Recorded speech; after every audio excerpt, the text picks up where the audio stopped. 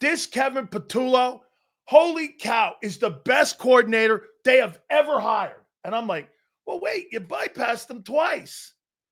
The only guy that could figure this out, because, again, I'm just a simple man here, is our friend Angelo Cataldi. He joins us now here on the show.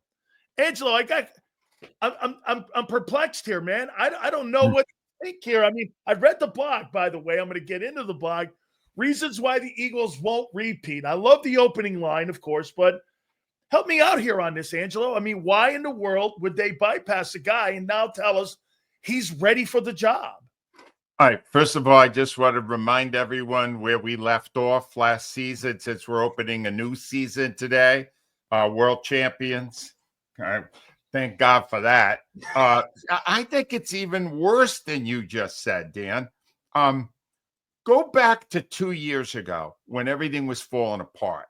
So they get rid of Sean Desai in season, and they bring in Matt Patricia. That didn't work, right? They were having every bit as much trouble on offense as they were on defense. If Kevin Patullo was that impressive when things were falling apart 2 years ago, why didn't they get rid of Brian Johnson and put Patullo in then? They did it on defense. Is Matt Patricia so brilliant they couldn't turn him down? But this guy, this is what you call taking a big pot of bullshit and bringing it to a boil. All right. Now they're going to tell you the guy is brilliant. It's not going to work. Maybe I'm wrong again. You don't put the best buddy of the head coach in his offensive coordinator when the head coach himself failed at the job of calling plays. Angelo, I think you're in the same place I am, where, get this, and let me ask you this, because my time so far, I've been covering the Eagles now for 5 years. This is going on the 5th year now. And every year I've been pretty much exactly not on what they were going to do. I even in 22 said they're going to the Super Bowl. I think the roster was great. I did that in March. I thought it'd be a learning curve in 21. 23, when they were 10-2, I went, that's not a team that you think what it is. I know it's not a good team, and it fell apart. Don't you agree? 40 plus years of you covering, that was the most surprising outcome to a season in your media life covering this team, on how you went, holy shit, I can't, because I couldn't believe it. After the Ravens game, I went like this team might have a shot to win this thing now, because I couldn't believe. Aren't you in that room now? They just shocked the hell out of you last year. Well, they did, but in retrospect, you could see better how they did it. They had people in charge of the offense and the defense who had a proven track record of success. Like, the defense is being remade here. Half the starters are gone. But I still have enough faith in Vic Fangio to think that he will figure out some of it. I'm not going to say he'll get it all. He doesn't have a leader like Brandon Graham anymore. He doesn't have some of those defensive linemen. He doesn't have Barkley in the backfield. He was an attitude. You know, they got afraid of him, but he was an attitude. I think Fangio could figure it out. Unless we're at a point now where our quarterback takes control totally and just makes his own plays and does his own things, I don't think they're going to be able to figure it out on offense as well. And now you're looking down the barrel at two other things. One is Barkley had a healthy season last year. Thank God for that. Is he going to put two of them together in a row, especially after he had so many touches a year ago? And the second part of it is, are you going to call plays as brilliantly as Moore did a year ago? Because Moore was great. You know, we almost never complained the whole year about the play calling. In Philadelphia, Dan, that never happens. We always bitch about the play call, but he was really good with it. The minute he saw that Barkley was really taking control, he gave Barkley the ball and he ran with him. Beautiful. It worked. They won a championship. Are these guys going to do it again this year? There's no Kellen Moore there now. Now it's Sirianni and it's Bobo, right? And I'm sorry, but Bobos don't win. That's Here. my theory. Bubba, you do realize the Phillies right now are still working with the Bobo of Joe Girardi, Yeah. Ron Thompson? Yeah. Rob Thompson. How's that going? Let's check your rings. See if you're still no championship rings. No, I think it's the Bobos don't win. That's the message. And I don't think Petulo will either. And I think I'm predicting within 2 or 3 games, we'll be going, the hell, how did this guy get there? What's he doing there? And you know how he got there? He schmoozed the coach. And they let him. The top guys in the organization let Sirianni get his guy. Won't work. Man, I'm with you, man. I'm here. You know what I tried to tell people here? So the transition, Angelo, going from a position coach to a head coach is night and day. Like a player going from college to the pros is night and day. A player going from drawing plays on a board to actually being a guy in situational play calling in a game is completely night and day. It's a completely different skill set. You have to have a gut. You have to work with analytics. You have to know what you're doing in a game.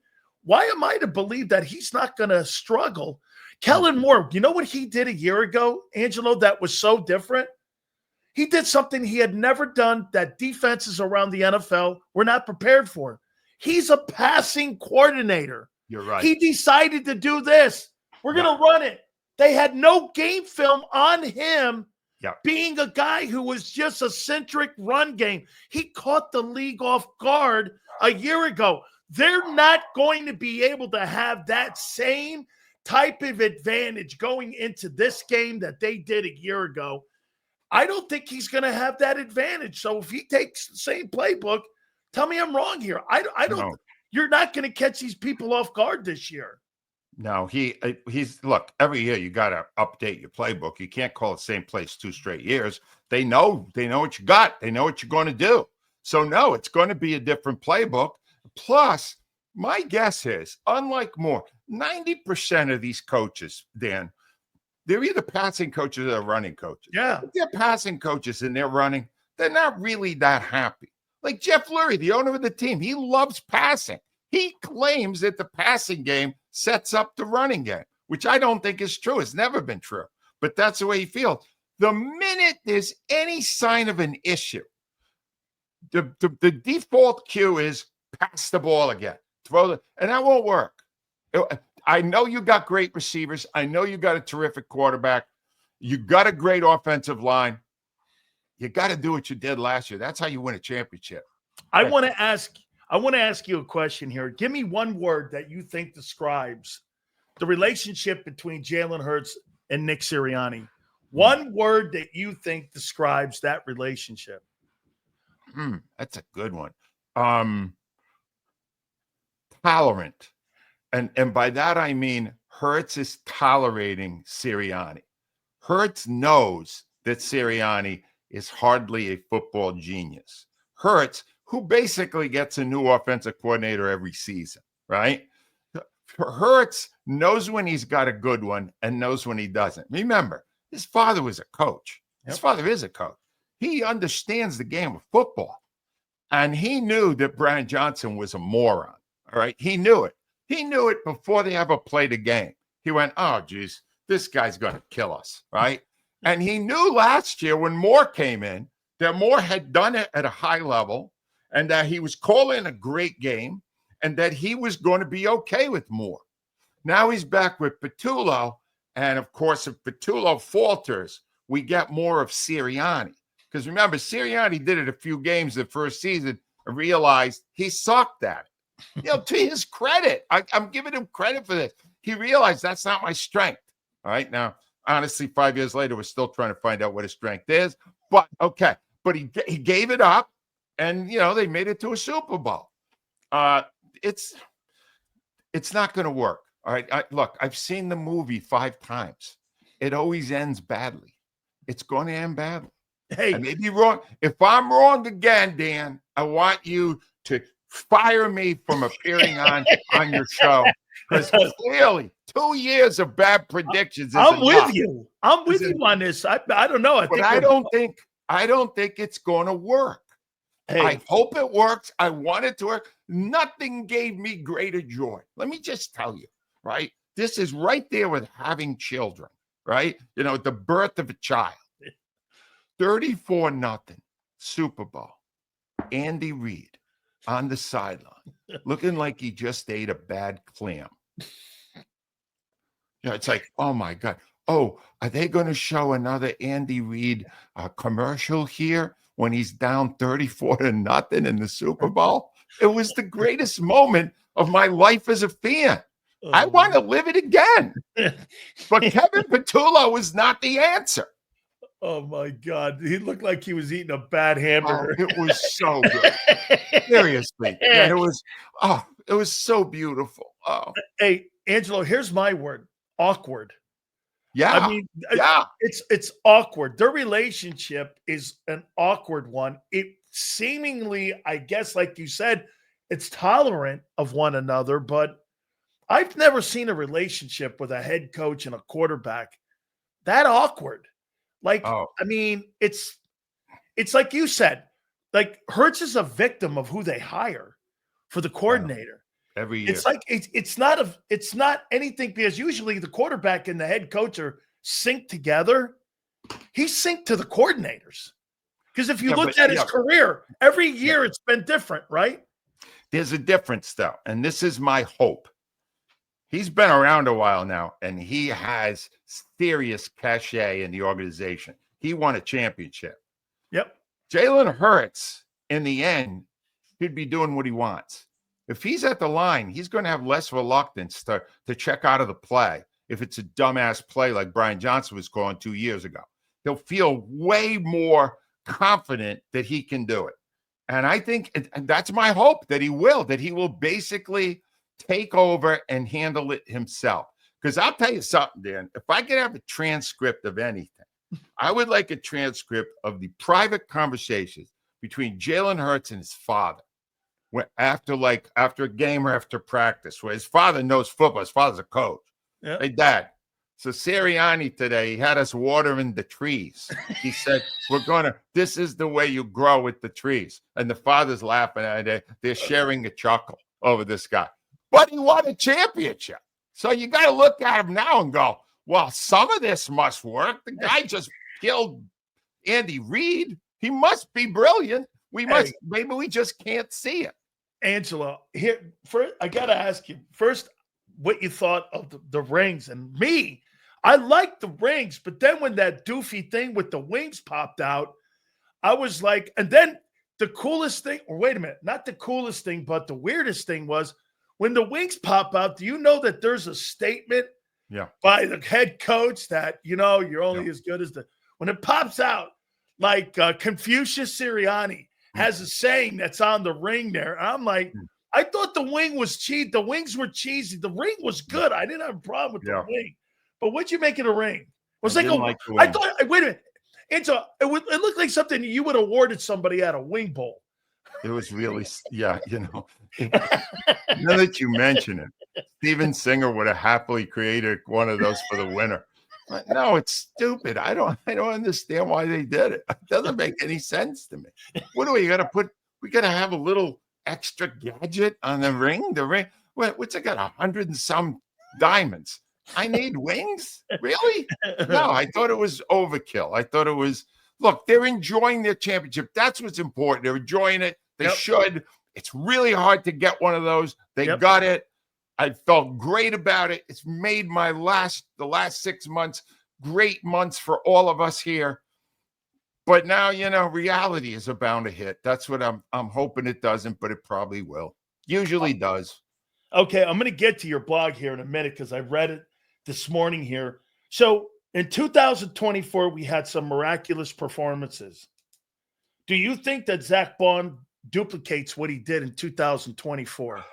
If he's healthy, yes. He's that good. He's that good if he's healthy. But I held my breath the whole year. You understand, and I don't feel proud to say this. My son, I don't know what happened. He's a Giants fan, a big Giants fan. When Saquon signed with the Eagles, he said, enjoy him for the first few weeks because he will get hurt. And so because I am a great dad, every week I would remind him that Saquon had 180 total yards and appeared to not be limping at all. And it went like that the whole year. Now, I got to admit, I mean, the injury history is there. You've seen it. You know, he in gets the hurt last a lot. 5 years, he's been injured. He gets hurt. I hope that it doesn't happen, but I also hope that they have a plan B if it does, because the whole thing changes if Saquon is not there. He is still the guy you want to go to control games on the ground, to make those spectacular plays, to catch a ball out of the backfield and break one. But he will have a great season if he's healthy. No doubt in my mind, because he's got a line and he'll do it even if the play calling's bad. Because a lot of those moves he made were not play calls last year. They were instinct, and it was brilliant. But I don't think it'll happen. I hope it happens, but I don't think it will. Angelo, why do you think? Is it Patullo alone, or is there other things that you think why the Eagles will not repeat? This is on his blog, by the way. Make sure you check out AngeloCataldi.com. Make sure you check it out. So, Angelo, why do you think they're not going to repeat? Is it just Patullo's the biggest reason? He's not the only reason. They lost 5 or 6 starters. 5 starters on defense. That's half their defense. Yep. They lost some attitude there with Barkley in the backfield and Gardner Johnson. I can't get his name. These hyphenated names, they should be outlawed. But anyway, Johnson was phenomenal at back, and Brandon Graham brought a gravitas that is very hard to replace. It's hard. It's hard to do what they did last year. They got some amazing performances out of people who then got incredible contracts. Williams isn't that great. He's okay. Josh Sweat is good, but he's not great. But he became great toward the end of that season. Are they going to be able to find guys that do that again? I guess it's possible, but it's unlikely. It's unlikely that all those things can come together and that they could stay as healthy as they did last year and that they could do it again. You need so much to line up for you. And it'd be amazing if they did it. If they did it 2 years in a row, I would be the first one to propose a statue at Lincoln Financial Field for our genius and yours, Nick Sirianni. Oh my God! Right next to Doug's. Right next to Doug's, and pointing at Doug and going, "I got 2. What'd you do? I got 2." Hey, I'm with you here. Okay, well then help me out here. What did the Eagles do, in your opinion, in the offseason externally that makes you, or maybe makes you pessimistic or optimistic? I don't know. On what do you think they did? Angelo, I think they were more concerned about 26 and 27. That's right. Yes. Than they were about 25. Look at the moves. They never gave anybody a 2-year contract. There are all these guys, these rent-a-pieces that they ended up signing. They didn't sign anybody with any kind. Do you think that they're resting on their laurels here? Like, no. Do you think it's complacency? The one thing I'll say about Howie Roseman, he was upfront about it. He said after the year, we can't make the mistake we made in 18 after we won. Okay. We're not going to bring everyone back out of sympathy or out of affection because they won us the Super Bowl. And then he didn't sign a lot of these contracts. He let these guys become free agents elsewhere. He made it clear he was not just being a GM for one season. He was doing it for a few. You're right. It's 26 and 27 were in their thinking when they did what they did. There's no question about it. Well, if you're going to do that, you're going to reduce your chances of win in 25. You are. It's just automatic. And I think they were prepared to deal with that. And I think they did that for that reason. They said, we can't go back and become a bad team. We have to stay good, and hopefully we can get back over the hurdle with the talent that we have. So they made a lot of changes, and it's a weaker roster, Dan. It's not as good a roster as last year. It's a weak people. You know what's funny is that people in Philly don't see that that's a weaker roster than a year ago. They just don't. They believe because of the coaching that they're going to be able to overcome the losses that they have. Yeah, well, no. No, the one thing I've learned in a long time, young guys, sometimes they turn out great. Sometimes they suck. That's right. A lot of times they suck. When you have taken established players who have really helped you win a championship and let them leave and plug in kids, you're rolling the dice. You don't know. How he's been really good with his drafting lately, he doesn't know until you get out there and see them in games, not preseason, not training camp, not joint practices. When you see them in a real game, you'll find out pretty quickly how much they have to learn and how good they are already. Who frustrates you more, Rob Thompson or Nick Sirianni? Rob Thompson. Why Rob Thompson? Because Nick Sirianni won the championship anyway. And Rob Thompson never will. Never will. He's Girardi's Bobo. You understand? There's a reason why nobody gave him a job as a manager until he was 60. Because they didn't think he could do it. Guess what? He can't. Hey, I loved it. Angelo, here, a couple last ones here for you. Why did you call Embiid a lost cause? He is. It's wow. All I could tell you, if you want to know that's the best, that is the best, most revealing article of an enigma in sports I've ever read. I can't pronounce the gentleman's name. He shares an African heritage with Embiid, and it took him a long time to win Embiid's trust. And then he takes you through all the stuff that Embiid refused to do, the prices he refused to pay to be a true superstar and a champion, to be both. He did enough to get the big bucks, but he never did enough to be a winner. And you see it. Embiid will always find someone else to blame for whenever he comes up short.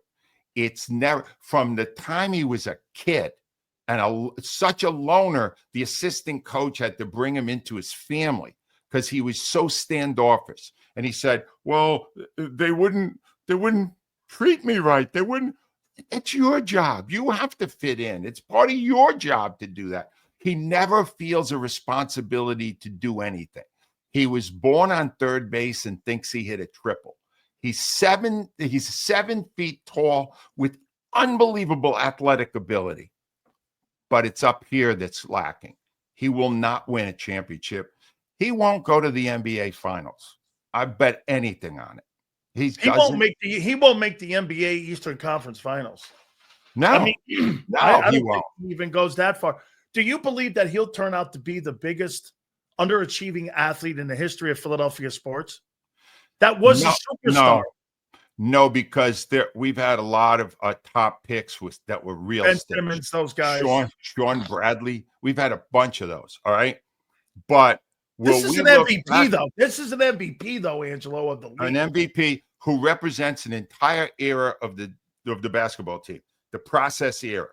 We sacrificed 4 years, and this was the big star we got. So we're going to look back on that and go, well, he didn't have what it took, and he doesn't. If you read that story, and when you get to the end of it, and the author was not taking a strong position, pro or con, you get to the end of that, and you say, wow, that's my guy, then I think you need to go into therapy because you are a head case. You're as much of a head case as Embiid is. He doesn't have it. He is not tough enough to be a champion. Did you talk like this about Lindros? No, I didn't see it with Lindros. Took a long time before I realized that Lindros was basically a guy that was going to promise you everything and then not deliver.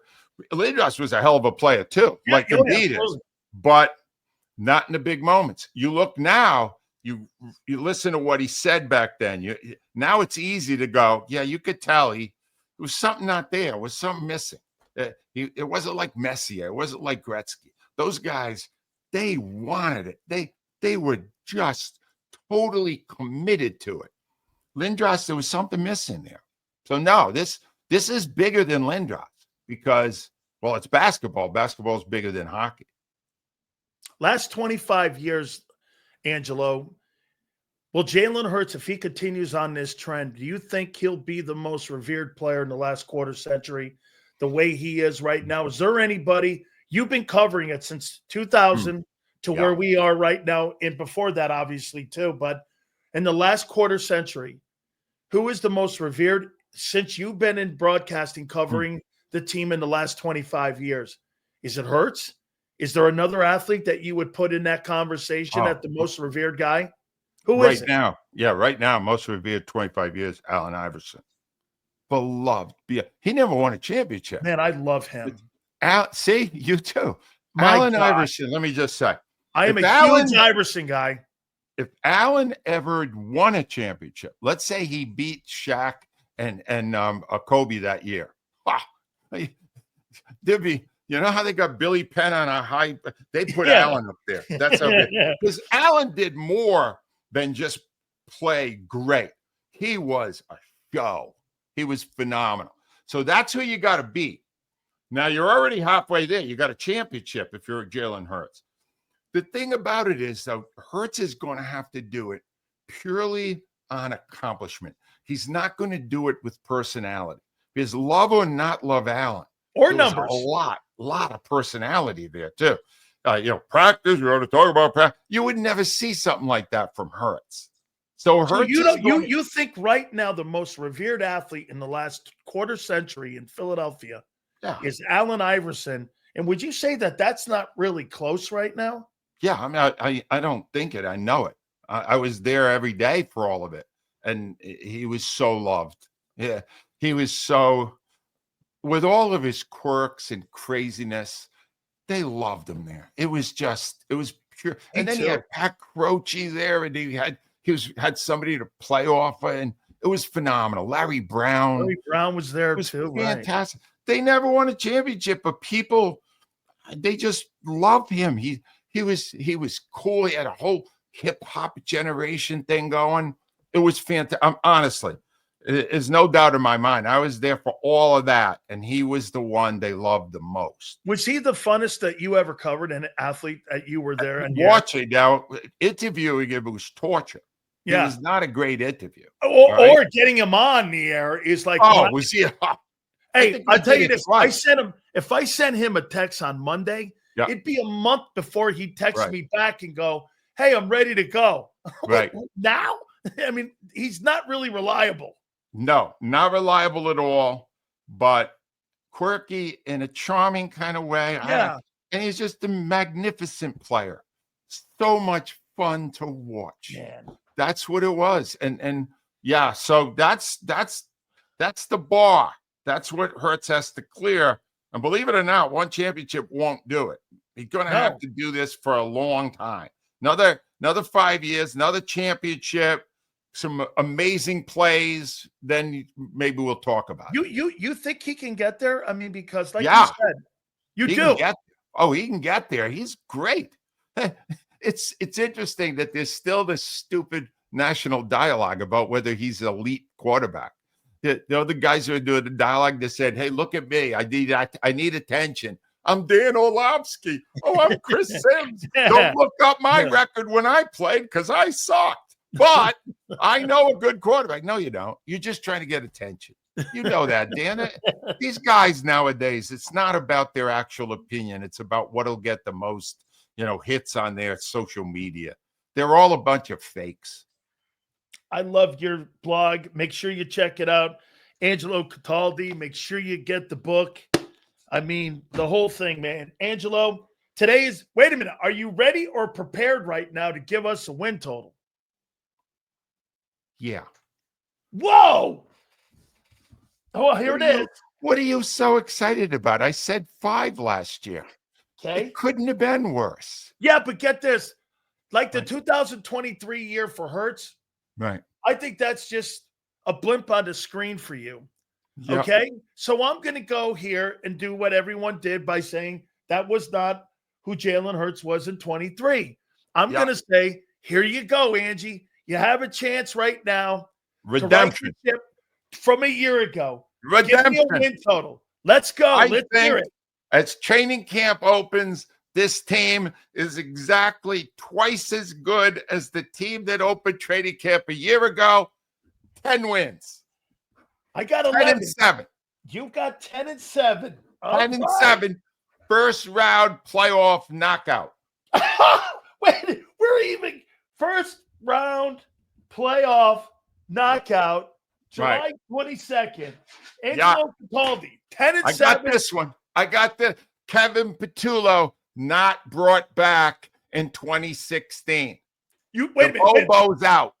So wait a minute. You don't think they fire him in season? They give him the entire year. They will not fire him in season. He's pals with the coach who just won a championship. They'll hide him in the closet where they used to put Howie Roseman. When Chip Kelly was here, he'll be in that closet. And they won't say anything, and he'll still stand on the sideline and act like he's doing something. Petulo will survive the season, but they will not win with him, and he will leave. And then Jalen Hurts will get another coordinator next year. Angelo, we will check out the blog, AngeloCataldi.com. Make sure you check his book out, Angelo. I will see you in a few. Thank you so much, Danny. My friend. Thank you. Always a pleasure, buddy. You got it. Angelo Cataldi. Damn. 10-7. Knocked out in the wild card game. How you doing? I didn't say that. I did not say that. Man. Knocked out in the wild. Hold on here. I got to fan off. Oh, my God. Bobo Petulo. Okay, 10-7. First round knockout. So that means that the team goes 10-8 for the year. Damn. 10 Holy cow. I got 11 wins. I still think 11 wins. Okay. 10-7 and not. By the way, I don't think you're getting knocked out in the wild card. I think you're going to go all the way to the NFC Championship game. I said that. I think Washington's going to do what Detroit did a year ago. I think they're going to get knocked out. Holy cow. Dang. So what is it? 12-5. That's only one away from me. Let's see here. Super Bowl guarantee. Here. Hey. Hey, Sills, you and Angelo are full of shit. Okay? Angelo is what happens when you eat your own. Oh, hang on here now. Let Angie have his nap time. Next time, instead of predicting wins again. What's the Super Bowl? What's that Super Bowl prediction? He didn't give you a Super Bowl prediction. Too early? Why is it too early? Like you're going to add somebody? If we get beat in the wild card, who is it? The Bucks again? No comment. I'm not ready. I don't know. Wait a minute. So, well, I've already got it written down. I think 11 wins. I don't know about knocked out in the wild card. That would be one of the most, how about this? That would be one of the most disappointing seasons in Eagle history. If what Angelo just said, that could easily be one of the most disappointing seasons of all time. Okay? Too early for Super Bowl predictions. Why, you don't want to go out on a limb?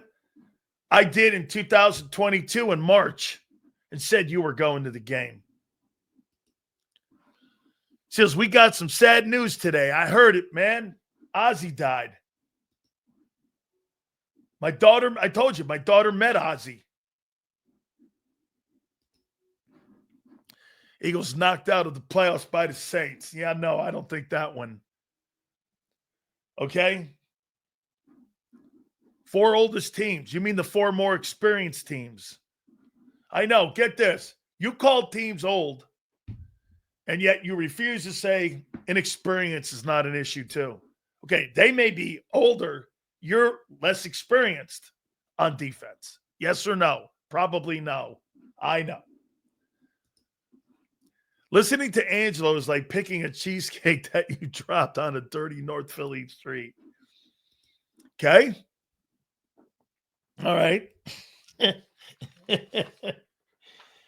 My boy Xander will join us at 4:30. hey, tomorrow we're gonna have our legendary Battle Royale. Joy Taylor will join us also at 4:30 on Thursday. So we're pretty much set up for the next couple days. And I believe we're working on Michael Irvin. And we're going to get Michael on for the next couple weeks, I think every Friday.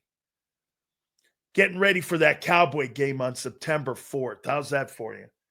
John Gruden will join us soon. We got a bunch of people lined up, man. It's going to be epic, man. So we've already started because today is the start because people are showing up. Well, guess what? That means we open the Rolodex up. And we get people on this program. As you know, we always do that. Hit the like button, guys. Please, I appreciate you. Guys are doing great today. By the way, yeah, I'm not thinking knocked out wild card. Which team is better in the NFC than the Eagles?